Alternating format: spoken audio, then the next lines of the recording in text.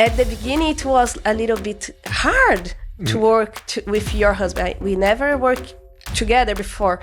We stay like 1 year working from 9 a.m. until midnight, but we complete each other. I think this is the right key to the success. So still working with love, darling.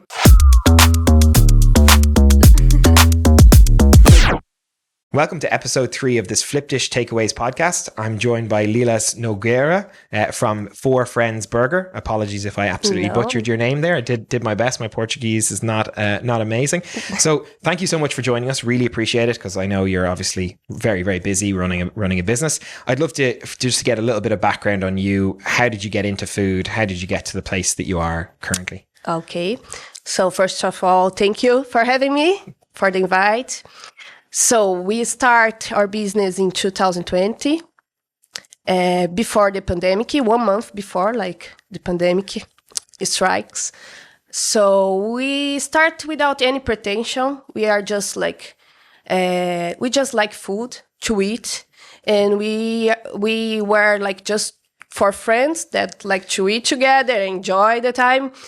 Nobody has a background. Nobody had a background in the kitchen, in the business before. And we find a place in North Great George Street, and it's supposed to be the kitchen of the hostel, but we had a good idea to start a business with burgers, because that time doesn't have many places with different burgers, just the sameness, you know what I mean? Just the normal kind of burger, just like cheeseburgers with salad, and no different matchings of toppings. And in Brazil, this is very normal, have different kinds of burgers and with different toppings, a lot of mix of ingredients. So we start just with Four Friends, the name. Perfect. And we try to build a menu with this kind of idea, different matchings, but without any background. We pay for a consultation. And this guy is a chef. He helps us to build the main menu with your ideas. And after 2 weeks, he presented us all the recipes, all the stuffs, and we adjust to our taste. You know what I mean? Because we like to eat, so we know what we want to do that time. And after 1 month of this, the pandemic strikes. Everybody closed the restaurants, and we stay at home, think about it, because we invest a little bit of amount, but we invest an amount of money to open. So we stay around 1 month in home, think about it, because one of the partners is my husband. Okay. We are a couple. Yeah. And the other 2 guys, they used to work together in a restaurant. We just joined to open together. And everybody stay at home and think, oh no, what we're gonna do now? We invest all our money, we don't have nothing to do. So they allowed all the country to go outside if you work in the hospitality sector, right? Did you remember that? No. Unfortunately, I remember that. Nothing to do. We thought, let's stay there, put all our effort there and stay there working hard to make things working out. And we stay 1 year working from 9 a.m. until midnight. 1 year straight away doing that. It's very difficult. Something doesn't work with so much effort, you know. So we stay like this 1 year, just us, no staffs. And after around 1 year, we could put some money. The customers like our menu, like our ideas. The sales grew up. Since the first month, we have a went up of sales. And that's it. Now, 5 years ago, we are not there anymore in the Northwest Georgia Street. There it was a dark kitchen. Now we are in Marlborough Street. We have a restaurant with the front door, you know what I mean? Because the dark kitchen was just like a place that people catch the food, collect the food. So now we have like a really good restaurant place to receive everybody. And we are in the business now for almost 5 years. Incredible. And what a time to get into business as well, right before COVID kicked off. Like, I can't imagine being so excited about a project and then suddenly the government is like, everything shuts, go home. Like, and you've, like you said, you put money into it. It's brilliant that you stayed at it and you didn't. I know a lot of people would have just said, well, the world is telling us not to open a business. It was the right moment to start a business like this, like a dark kitchen. I mean, because everybody was ordering food from delivery that time. Because nobody can go out, and it was a right time to be there and to do this kind of business, Yeah, as a dark kitchen particularly, right? But you weren't concerned about people coming into the restaurant anyway, right? After all, yeah. And at the start, did you find that it was, obviously Ireland has an amazing like and vibrant like Brazilian community. Did you find most of your customers were Brazilian, or did you find like there was a lot of Irish people coming and trying this kind of new take on burgers for us? Yeah, it was a mix. Okay. At the beginning, 70% it was like Irish people. Oh, really? Okay. I think they was like a little bit with a curiosity about our recipes, because we use now have a lot of place doing what we do, but we have the fried camembert. We use the blue cheese in some burgers. We are doing like many different matches. So I think they have that curiosity to taste this kind of different food, but Brazilians enjoy a lot as well. Yeah. So I think now is half and half. Okay, but at the start, the Irish people definitely got involved. Yeah. Yeah, they get involved. I think just as an Irish person myself, I'm very used to. I have lots of Brazilian friends and things like that, and they're always trying to get me to try new foods or experience the culture. And I almost feel like it's almost like it's not as good as traveling, but it gives you that kind of little, as if I was there. And I think Irish people like that idea of like, if you try someone's food, it's kind of, you experience the culture a little bit as well, right? Yeah, that's right. And we have a lot of like desserts from Brazil there. Oh, nice. Yeah. Okay. Or here we name it like flan, but we have the pudim is like a flan. Okay. With caramel sauce. It's really good. Condensed milk. This is a perfect time for us to drop in. I should bring for you guys. Yeah, next time, please. Yeah, please bring the food. We will drop in a picture of that. I'm sure you've got. We have the brigadeiro as well there. Okay, yeah. Brigadeiro, right? Yeah. It's like a ball, a chocolate truffle. Oh, wow. It's really good. Okay. Yeah, like just sounds great. And yeah, so that kind of takes me on to, I think social media is a big thing nowadays, obviously, of how people use that. Did you find that was something that was really important to your business? Do you have a good social media presence, or who manages that for you as well?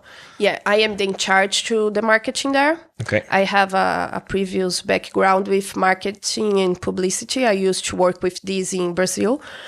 And I start like straight away doing that. At the time, Instagram, it wasn't what is right now. You know what I mean? We use a lot of pictures. 5 years ago, we are not using like a lot of reels like we are doing right now. So I start very soft, but people receive us so good at that time, so quickly. Yeah, it's a great way to be able to promote things quite fast. And if you have a couple of people share something, it spreads. The amount of views you can get quite quickly is amazing, right? If you use it right. Yeah, that was the case. So I start just doing like small things, like some giveaways, some stuff to people coming and enjoy and try our food, because it was new. You know what I mean? Yeah. For the community there, and instantaneously. Yeah, instantaneously. Sorry, yeah, instantaneously. Yeah. Sorry, my pronunciation. Sometimes some words doesn't go. No, that's fine. So instantly they come and they start to follow us. We have a lot of influencers coming to this is a new kind of marketing as well. People come and try the food and make some videos. So we start to do like this, and we pay some amount of money. Like we have a budget per month to use inside Instagram and TikTok to try to. So for paid like promotion and things like promotion, yeah, and have some kind of new people coming and trying our food. And do you also, when it comes to influencers, are you paying money to influencers as well to come and like review your food or do posts and things like that? Not all of them. Sometimes yes, but sometimes not. They come and say, I would like to record a video there. Can I go? And you just give me the food for free. Okay, come in and try and say whatever you want to say. Hopefully good. It's a good promotion, you know. And now people are like searching some reviews like this, you know. They go in the Instagram to check people saying something about some restaurant, and it's a good promotion for us. In the Google Maps as well, everybody that. Yeah, I think those videos, we can't even underestimate how powerful they are. Like I've definitely gone to 3 restaurants in the last 6 months based on seeing a really good influencer video. So not just like them going in, but the way they present the food in the video, everything makes it so appetizing. So visual, right? And you can see but sometimes it's tricky this, because for some restaurants prepare different kind of food just for the influencers, and when the normal customer come, they don't prepare the same. So there we do the same thing as we do as we make to the customer, you know. Okay, great. Because sometimes this is tricky as well. So everything you see on your social media, that's how you're going to get it when you come in. Okay. We are not lying. Some places is lying. We're not going to mention any names to start an internet beef here between us and someone else. But yeah, absolutely. I've definitely seen incidents of that myself as well. And do you feel like bring in, maybe if you do pay for an influencer, do you feel like that does have a knock-on effect on sales then? Do you actually see that? Sometimes when we have like all you can eat pizza there running just on weekends. So when we need to like have the full house, you know, everybody making reservations. Our pizzas is a Brazilian style pizza. So sometimes Irish doesn't like our pizza, but most part of the customers is Brazilian. So sometimes we need to have a lot of bookings on the weekends. So we do some kind of like marketing on internet to have all the places full, you know. Okay, and you do see the impact of that. So the impact, it's worth. I see more in your dining area. The impact than in the delivery and the takeaway, you know what I mean? Yeah. And excuse me for my ignorance, but Brazilian pizza, tell me like why, how is it different, or what makes it different? The dough is a little bit like higher. Okay. And we put a lot of toppings. Okay. So for Irish, sometimes is too much heavy.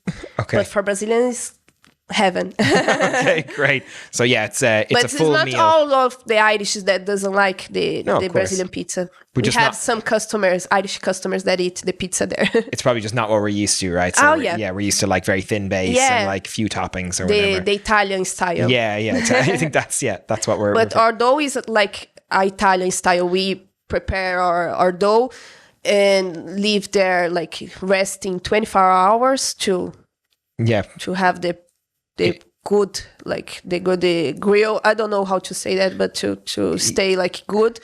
And after 24 hours, we start to use to prepare, and we have like a oven, a rocky oven. I don't know the name here, but it's similar with the oven that they use in Italian. Oh, so like a wood fire? Is that? Yeah, wood fire. Sorry. Okay.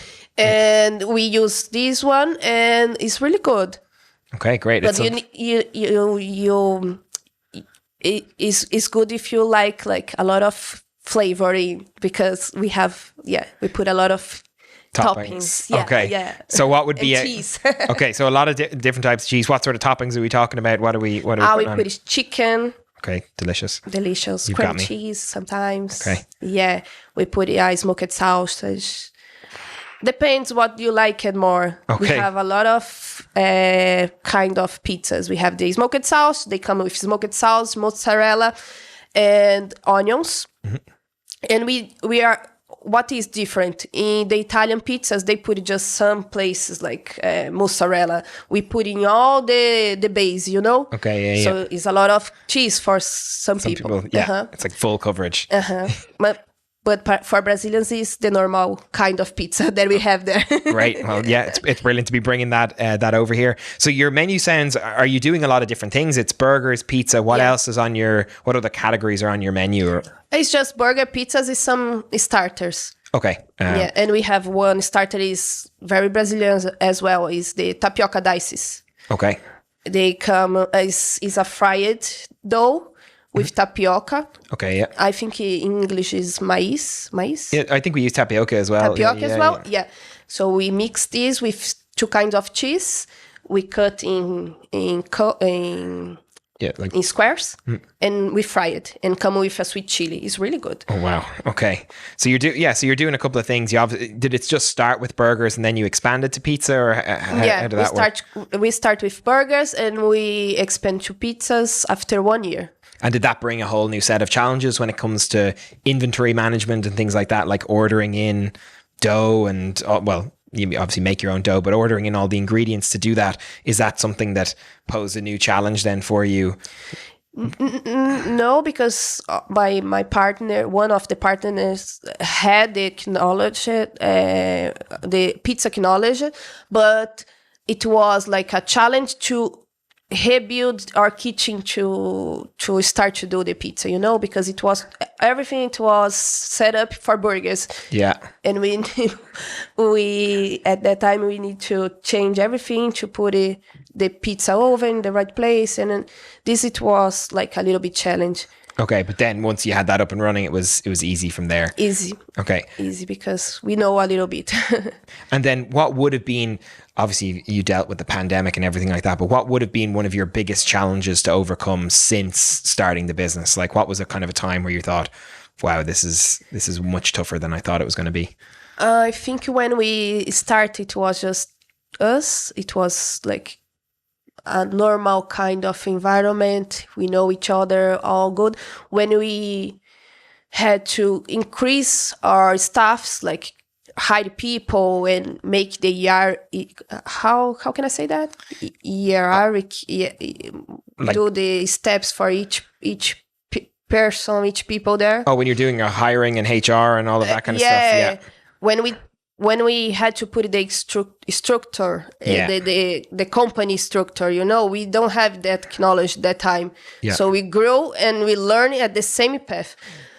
This is a little bit challenge for those that don't have the knowledge, like as owner. I mean, because it was the first place that we are owners. So we have a little bit of challenge to put everyone in your right place, like a supervisor. It was tricky, but to expand it is necessary, like hire different areas and know how they gonna work together, you know. And I suppose there's some trust that is involved as well, because you're now for the first time trusting somebody who's outside of that four friends, right? So you're bringing people in who aren't emotionally invested in the project. They don't care as much as you. They might care, but they're never going to care as much as the people who set it up. Is that difficult as well, to find the right person to bring in to either manage your store or to work in the kitchen, or like how was that? Yeah, it was hard a little bit, because as we don't have the expertise in kitchen at that time, we learn like doing wrong things. I mean, like committing mistakes. Yeah, of course. But it's good as well, because we learn fast. Some slaps in the face, but in the middle of the way. Yeah. But it was good, and I think after 5 years, we are like sailing at the same path, at the same the same way that we are sailing before. It's good. No, after COVID,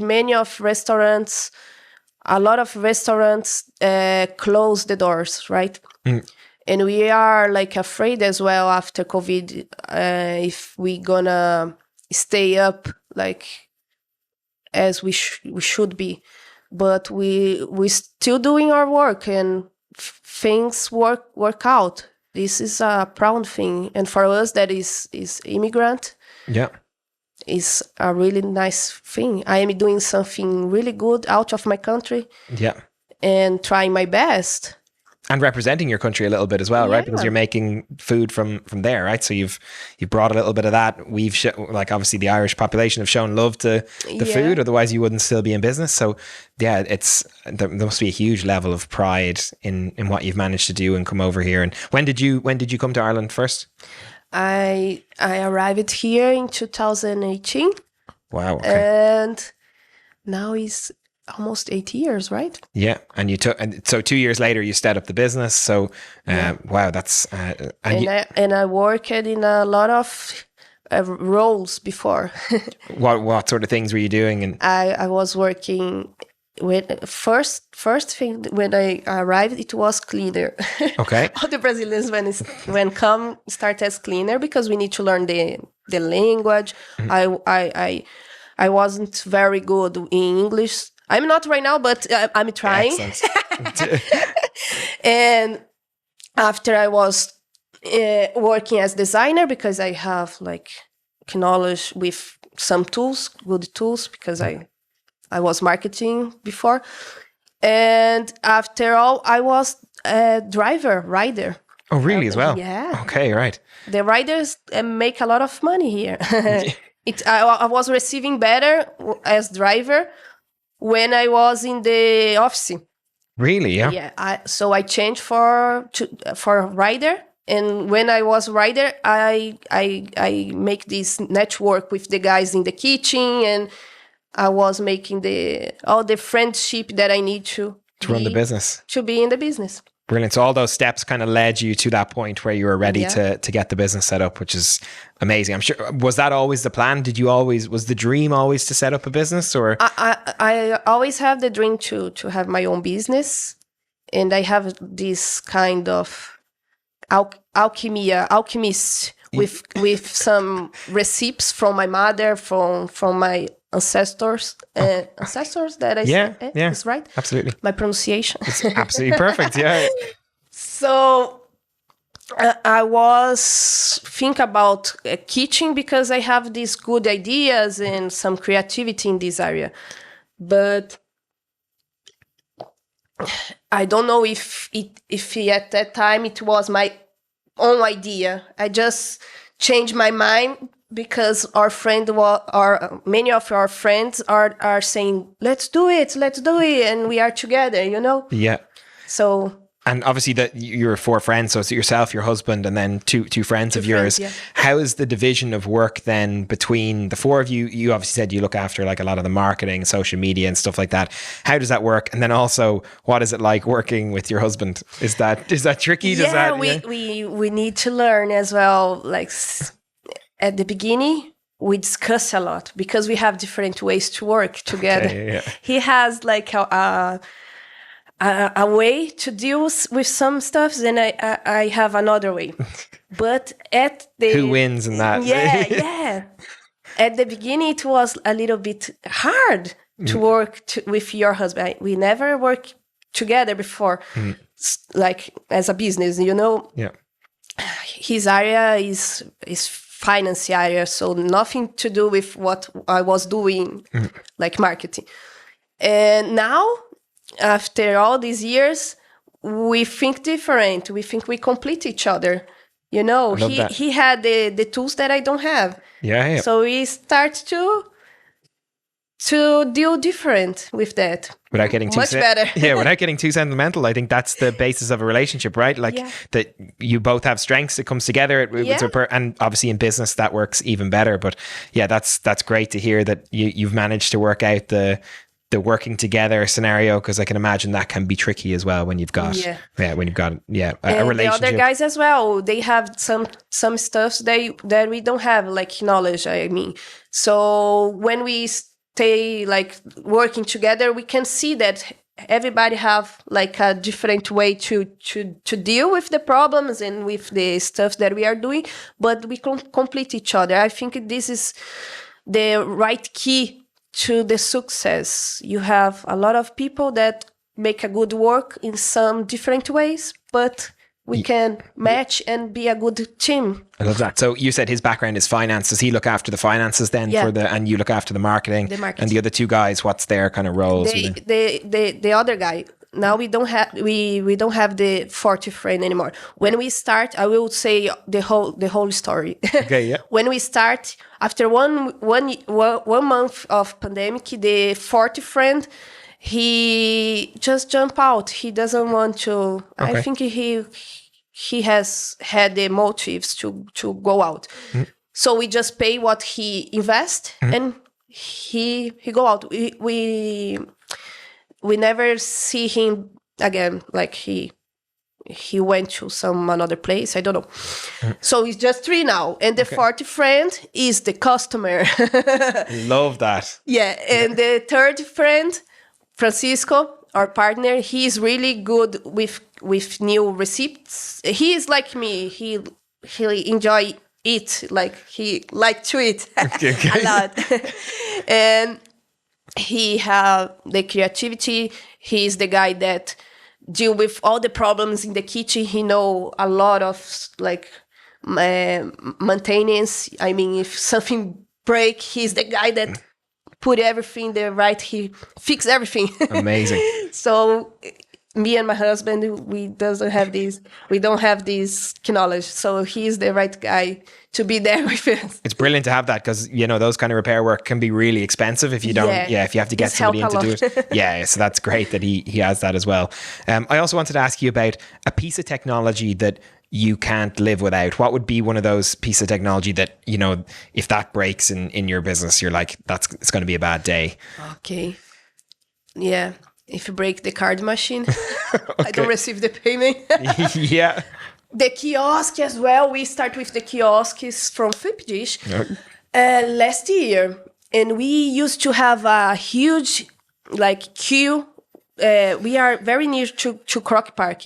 So we used to have a huge queue during the summer because have the matches in the Croc Park. Mm-hmm. So when the kiosk starting, this never happened again. We the kiosk gave a fast environment to the kitchen. You know, nobody need to talk with the customer. They go there, pay. Now, when it's not too too busy, some customers come in and prefer to use the kiosk just to not talk with us.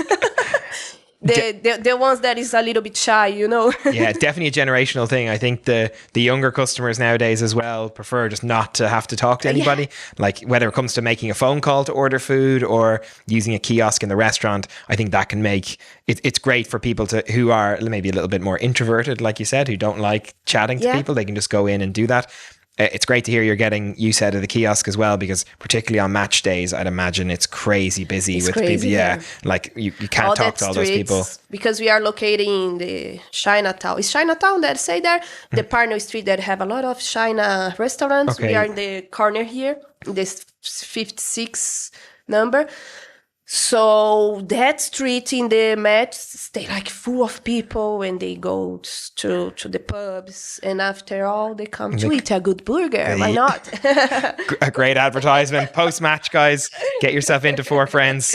Yeah, that's fantastic. So yeah, card machines really, really important. Kiosk is really, really important to you as well. Like those are obviously key things for you. But it's great to see that you're kind of stepping into that kind of maybe automated world where people can just order themselves. And for us as owner, is good the back office, like the back of the portal, the Flipdish portal, because sometimes we are not there, because now we have a good team working in the main roles there, like supervisor, the grill staff. We are not there in, but we can check what what is the profits is doing that day, what we are selling, how much. If we are doing the amount that we need to do, we can manage there from our phone. So it's really quickly. That's great. And so if you're having a good day, if you're having a bad day, you can see that like just in my phone. Very, very handy. I was also going to ask, when it comes to eating in Dublin, I don't know if do you like to specifically go out for Brazilian food, or who's your favorite restaurant to go and eat in Dublin? Just to give a shout out to, to somebody, to another restaurateur in Dublin. I am a huge fan of this restaurant that is in the Michelin guide. I can say that. Yeah. So I always search about this here and take one of the list and try. So you're just going off the Michelin guide and whatever comes up there. All the time. And I love this one is not in the Michelin guide, but I love them because they turn the menu, they change the menu in six weeks. It's the 6 by Nico.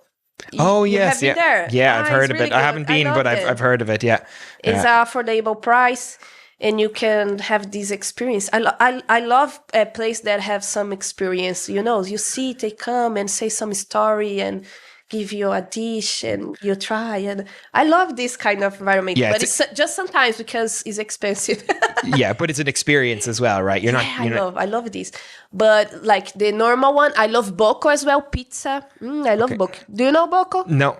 Is it Italian pizza or Brazilian pizza? It's a pub with pizza, good pizza, really good pizza. I love them. And if you were going to get Brazilian food, where's your go-to? I love the Gaúchos, the Bar 33. Oh, Bar 33, yeah. They are good. Yeah. And who else? Let me see. And when I want to eat like the traditional Brazilian, like the PF is a rice, beans, and our traditional food. I love to go to Tucano. You know Tucano? No. Tucano? Tucano is a bird in Brazil. Where is the restaurant? They have one. I think they have 3 units now, but they have one in Capo Street, really good. Okay. Yeah. And have another place really good, Nordestino. They are really good as well. Okay, so these are the places in the Parno as well. These are the places to go for you to get that taste of home, or that kind of like feeling of when I miss my home. And how often do you get back to Brazil much, or how is it possible with the restaurant, or is sometimes it's possible. My family is around the world. Just my mom is now in Brazil, but I have two sisters that live abroad as well. They are in USA. They have been living there like almost 15 years. Wow. They married with guys there. So I go more to USA than to Brazil now because everybody's outside, But in these 8 years, I have just twice in Brazil. Wow. Okay, but you've got so little, US. Right? Yeah, I miss there. And is that to do with just the stresses of running the restaurant? Like, do you find it difficult to take time off from the restaurant? Yeah, more or less. We think if we are like a lot of time out, maybe some stuff is gonna be out of order, Yeah, if they know the bosses are away. Yeah, that can happen, right? We tried that some like 3 years ago. It wasn't a good experience. We think if we are there, like looking to all the problems and participating is much better. Have this kind of ideology that owners not participated there, like just be the owners. I don't think this work out in a long way. You know what I mean? You need to be close to it. You need to be close to check everything and show this to the staff. The staffs need this like security, this safety. I don't know. And you want to lead by example as well. You want to show that you're passionate about it. It's not something that you're not just some distant figure who walks in every 2 months to see you're there, you care about it. And that probably comes across in your food as well, right? Like, people know it's authentic. People know you care about what you make for people, right, as well. So being on site is important for that as well. Yeah, some days I stay there as front desk just to chat with people. I like it. Really, yeah? Yeah. From Monday to Wednesday, I am there. If you want to talk with me, I'm there, like in the front desk, like attend the customers. Amazing. And in the last couple of years, I just kind of wanted to ask you about trends and stuff like that. Have you seen any particular type of food become quite big? I don't know if that's Brazilian type of food or maybe other cuisine type. Have you seen kind of a growth in Dublin or in Ireland of kind of something that's really taken off that maybe wasn't as big 5 years ago or 6 years ago? I think our sector, like burgers, are increasing a lot. Now a lot of places open the doors with burgers, offering burgers. When we started, it was just us, bouncing. I love bouncing as well. Put bouncing in my list. It was just us, bouncing, and some other guys, Wahlburger, I think so, Edge of Rockets, of course, they are in the business for a long time. But now I have a lot of places, and the smash burgers strikes, like all the places with smash burgers. When we start, just us was doing the smashes, you know? Yeah, is the smash, the one that make like a teeny crust. And now we have Dash Burger doing. We have a lot of places.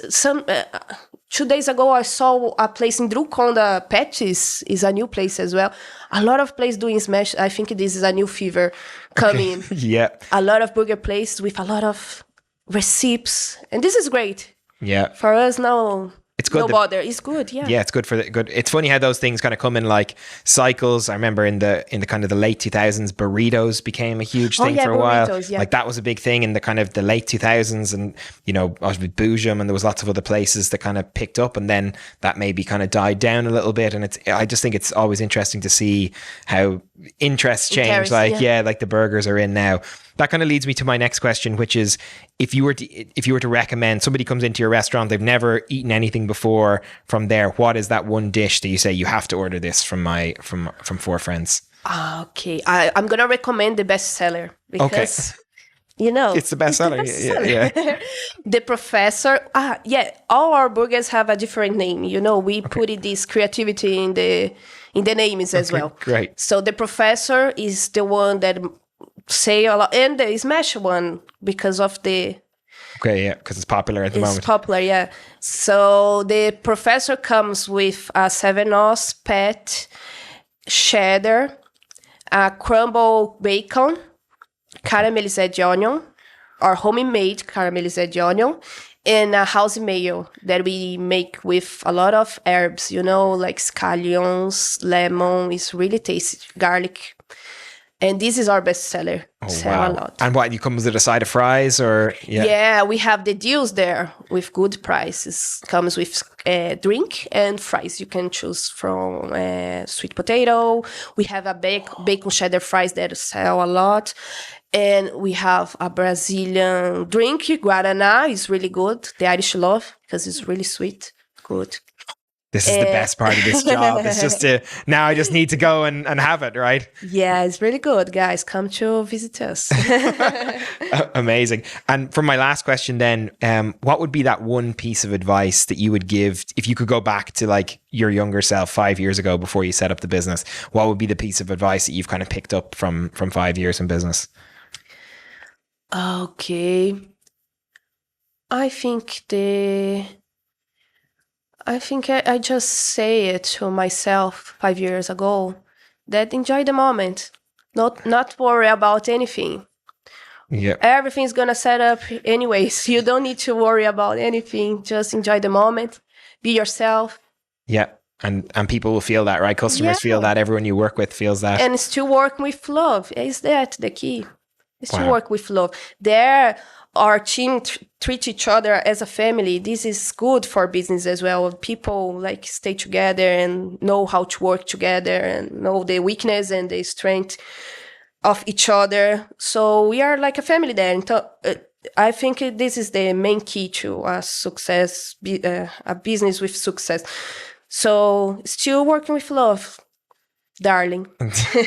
Love that. I don't think there's any better way to end the podcast than right on that. So, Lilas, thank you so much for coming in to chat to us. I really, really appreciate it. And best of luck with that. We'll obviously drop in some nice pictures of your food in this, so we get you a little bit of promotion. But yeah, it's fantastic to hear about your journey. So thank you. Thank you very much, Kian, for the invite and for having me today. I'm glad to be here.